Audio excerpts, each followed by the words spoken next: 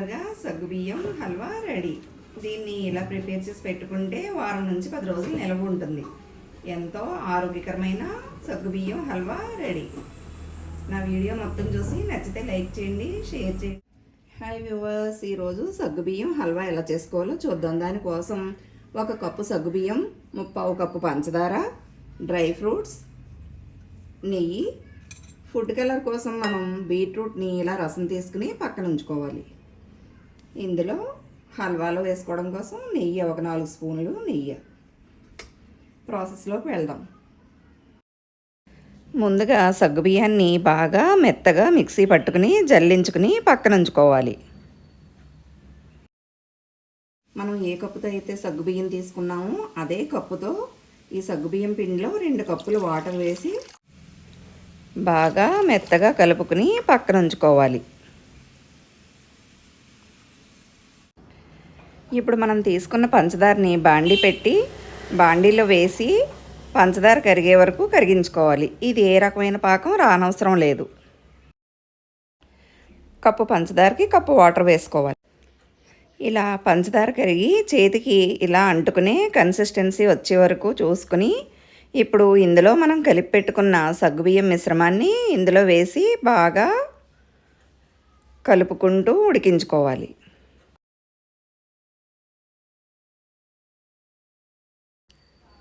ఇప్పుడు పంచదార ఈ కన్సిస్టెన్సీకి వచ్చిన తర్వాత మనం కలిపి ఉంచుకున్న సగ్గుబియ్యం మిశ్రమాన్ని ఇందులో వేసుకుని బాగా దగ్గర పడే వరకు ఉడికించుకోవాలి.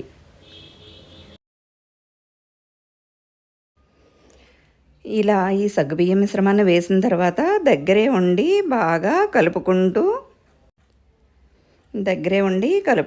ఉడికించుకోవాలి. ఇది ట్రాన్స్పరెంట్గా మారిపోయే వరకు కలుపుకుంటూ ఉడికించుకోవాలి.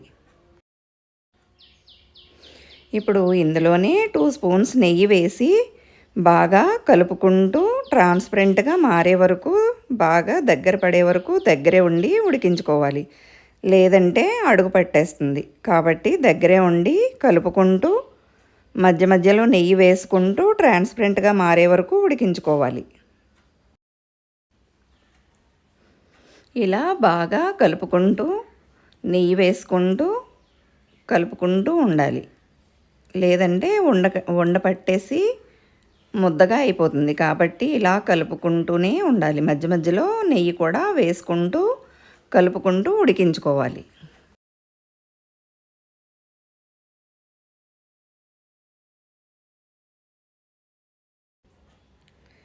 మళ్ళీ 2 స్పూన్స్ నెయ్యి వేసుకుని దీన్ని బాగా కలుపుకుంటూ అంచులు వదిలే వరకు అలా కలుపుతూనే ఉండాలి.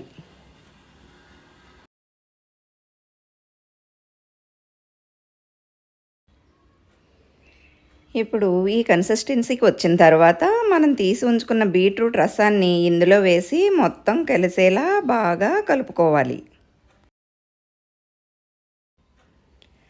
ఈ బీట్రూట్లో ఉన్న వాటర్ కూడా ఇంకిపోయి మొత్తం ఉడికిపోయే వరకు బాగా దగ్గర పడే వరకు ఉడికించుకుంటే వారం నుంచి 10 రోజులు నిల్వ ఉంటుంది. ఏమాత్రం వాటర్ ఇంకకపోయినా నిల్వ ఉండదు. చూస్తున్నారుగా ఈ కన్సిస్టెన్సీలో ఉండగా జీడిపప్పు, వాటర్ మిలన్ సీడ్స్ వేసుకుని బాగా కలిసేలా కలుపుకోవాలి.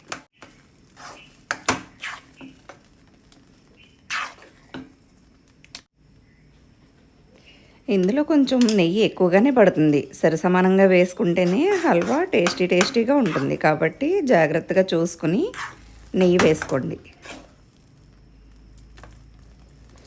ఇప్పుడు ఇలా అంచులు వదిలి బాగా హల్వా ఈ కన్సిస్టెన్సీకి వచ్చిన తర్వాత ఒక నెయ్యి రాసిన ప్లేట్లో వేసుకుని ముక్కలుగా కట్ చేసుకుంటే ఎంతో ఎమ్మి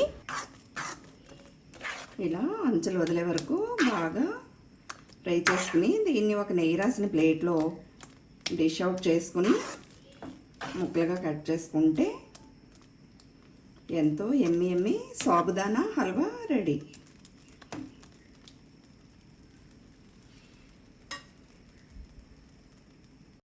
చూస్తున్నారుగా ఒక ప్లేట్కి ఇలా నెయ్యి రాసుకుని ఈ హల్వాని ఇందులో వేసుకుని బాగా చల్లారిన తర్వాత పీసెస్గా కట్ చేసుకుంటే హల్వా రెడీ.